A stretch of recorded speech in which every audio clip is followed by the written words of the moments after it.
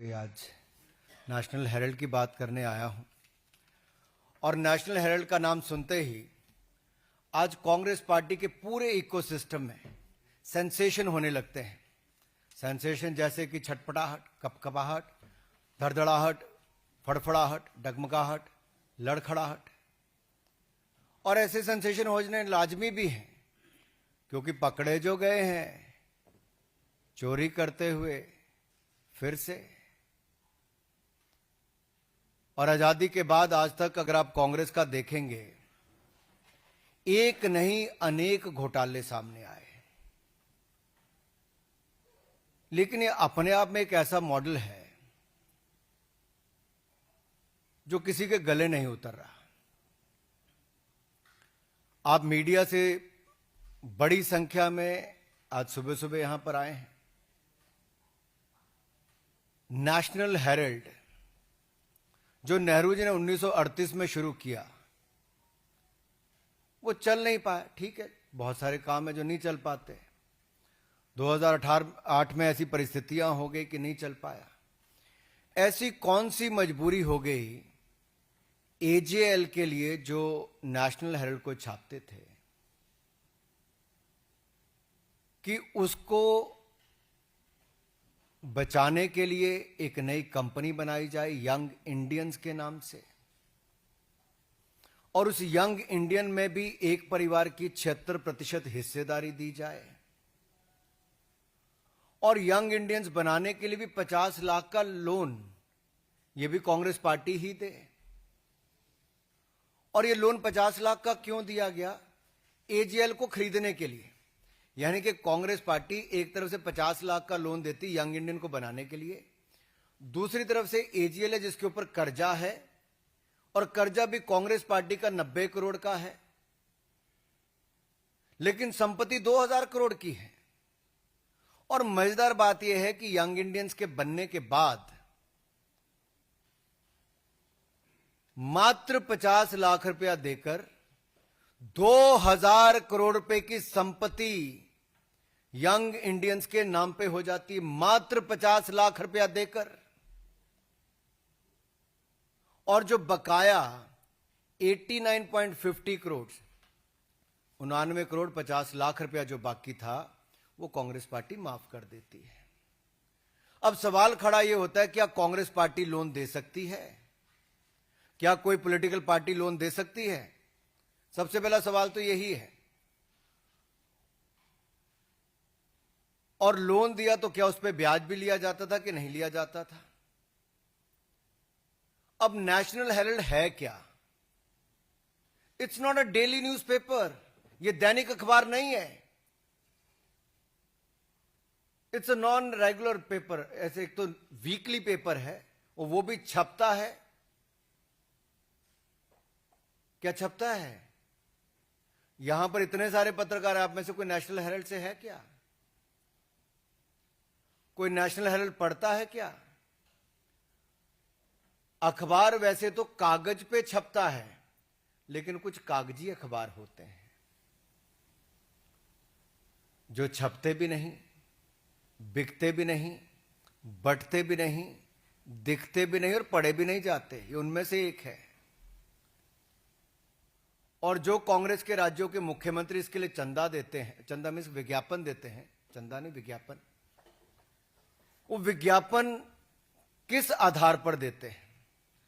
दैनिक अखबार जिनके बहुत सारे अलग अलग जिलों के संस्करण निकलते हैं, उनको चवन्नी मिलती है और नेशनल हेराल्ड को चांदी के सिक्के मिलते हैं।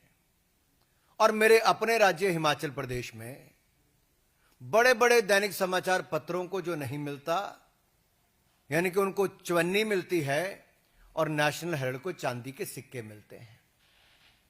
और वहीं पर प्रदेश के मुख्यमंत्री जिन्होंने बड़े बड़े वायदे किए थे या कांग्रेस पार्टी ने, वो 10 गारंटियां आज तक पूरी नहीं हुई।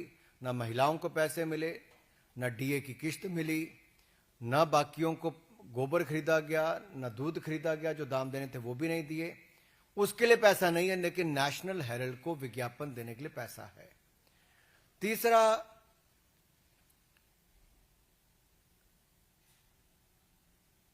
ये जो आंकड़े सामने आए, इसके बाद कांग्रेस पार्टी ने कहा नहीं नहीं, कुछ तो खरीद फरोख्त हुई नहीं।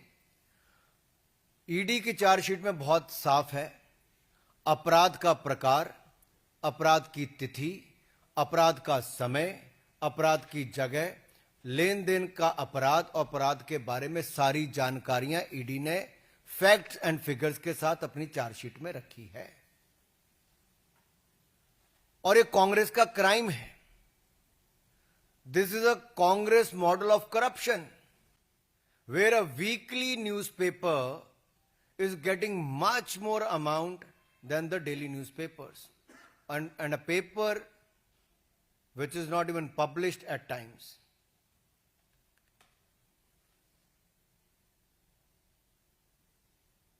ये एटीएम बनकर रह गया कांग्रेस पार्टी के लिए। क्या नेशनल हेराल्ड कांग्रेस पार्टी का एटीएम हो गया, जहां के कांग्रेस के अलग अलग राज्यों की सरकारें उसमें पैसा डाल रही हैं और टैक्स पेयर का पैसा है। राज्य की सरकारें किस आधार पर विज्ञापन उनको दे रहे हैं, एक तो वो भी सवाल आता है। दूसरा, जो संपत्ति इनकी थी वो सब्सिडाइज रेट पे मिली थी। मुंबई की हो, दिल्ली की बहादुर शाह जफर मार्ग की हो, लखनऊ की हो, इन सारी और देश भर के अन्य संस्थानों में, अन्य जगह पर जो भी इनको प्रॉपर्टीज दी गई, वो करोड़ों अरबों रुपए की प्रॉपर्टीज हैं। वो अखबार चलाने के लिए दी गई थी, सब्सिडाइज रेट पे दी गई थी। क्या उनसे किराया लेने का काम किया जा रहा है कि वो किराया भी फर्जी उतना ही है जितना फर्जी न्यूज़पेपर छापने के आंकड़े हैं? वायदे भी फर्जी, इनके नेतृत्व भी वैसा, आंकड़े भी फर्जी, और अब क्या किराया भी फर्जी है?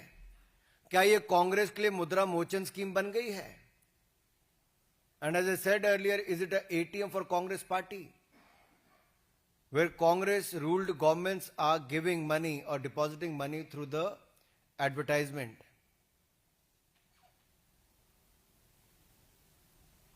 और जहां तक राहुल गांधी जी अपना खटाखट मॉडल की बात करते थे ना, अब ये कांग्रेस शासित राज्यों में खटारा, बीमार और लाचार मॉडल हो गया है। वहां वायदे तो पूरे नहीं किए जा रहे, लेकिन वो सरकारें नेशनल हेराल्ड को चलाने के लिए कैसे विज्ञापन दिया जाए उनसे पैसे दे रही हैं। जनता के सामने फिगर्स आनी चाहिए, कौन कौन कांग्रेस शासित राज्यों से विज्ञापन इस अखबार के लिए दिया गया, कब कब दिया गया, कितना पैसा दिया गया। दूसरा, 50 लाख रुपए में 2000 करोड़ रुपए की संपत्ति का एक कांग्रेस मॉडल ऑफ करप्शन ये देश के सामने आया है। तीसरा, अगर ये अखबार छपता ही नहीं, दिखता नहीं, बिकता नहीं, तो इसके लिए इतना विज्ञापन क्यों दिया जाता है? और वीकली न्यूज़पेपर के लिए चांदी के सिक्के और दैनिक न्यूज़पेपर जो इससे कई गुना ज्यादा बिकता है, दिखता है, उसको चवन्नी देने का काम क्यों किया जा रहा है? क्या कोई राजनीतिक दल ऐसे लोन दे सकता है, चाहे वो सेक्शन 8 कंपनी हो या सेक्शन 25 कंपनी हो? सवाल एक और इसके सामने खड़ा होता है। आजादी से पहले का न्यूज़पेपर है, 1000 से ज्यादा इसके शेयर धारक थे। अगर कांग्रेस पार्टी ने लोन ही माफ करना था तो एजीएल का क्यों नहीं माफ किया? यंग इंडियंस बनाकर एक परिवार की 76% हिस्सेदारी हो जाती है। कांग्रेस के 2 पूर्व राष्ट्रीय अध्यक्ष 38% इसके शेयर धारक बनते हैं।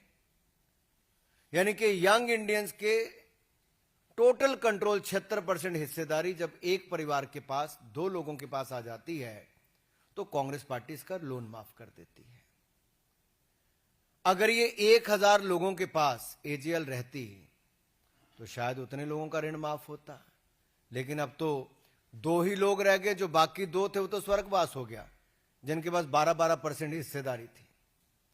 ऑस्कर फर्नांडिस जी और मोतीलाल वोरा जी आज हमारे बीच में नहीं है, लेकिन 12% उनकी हिस्सेदारी थी। तो कुल मिला के आपके सामने साफ है, 50 लाख रुपया वो भी जो कांग्रेस पार्टी ने दिया, लेकिन शेयर धारक बने कांग्रेस के 2 पूर्व राष्ट्रीय अध्यक्ष, और उन दोनों ने 1 रुपया लगाए बगैर 2000 करोड़ रुपए की संपत्ति उनके नाम पे हो गई। This is Congress model of corruption. और देश के सामने जो आज ये 4-5 सवाल हमने कांग्रेस पार्टी से पूछे और वो कई दिनों से उत्तर देके राजी नहीं।